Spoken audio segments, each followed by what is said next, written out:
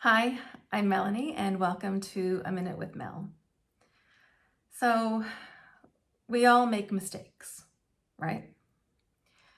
Several years ago, after my divorce, I fell in love with someone, or I thought I fell in love with someone. And at the time, we were so head over heels in love that we bought a house together within the first 6 months of the relationship. So I went out and got a life insurance policy. I got a personal policy. It wasn't creditor insurance. Big difference. Anyway, my boyfriend, he was the beneficiary of the policy. So if I were to pass away, he'd get money to pay off the mortgage and to take care of my son. Like, how naive was I back then? What was I thinking? Anyway, time went on. Things were good until they weren't so good. The relationship went downhill and I left. Fast forward a few months, and I realized one day that I had not updated my beneficiary, that my ex was still on the policy. So had I died during that time frame, he would have received hundreds of thousands of dollars, and that is not what I would have wanted. So that brings me to my point. We truly do have the best of intentions. We really do want our loved ones to be okay after we're gone. But when it comes to designating a beneficiary of our life insurance policy or an investment account like an RRSP, it's often done without a second thought. And that can be detrimental to our estate plan.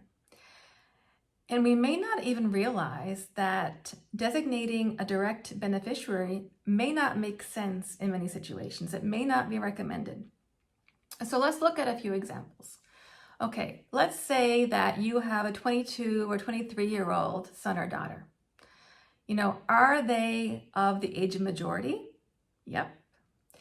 Do you feel they are mature enough to properly manage a large sum of money? As the mom of a 16-year-old child, my vote is no. Now, what if you wanted to leave money or assets to an individual who is living with a disability?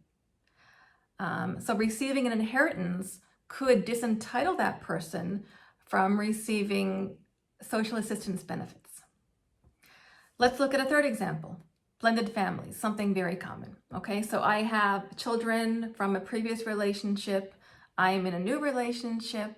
I love my partner. He loves me. Why not leave everything to him?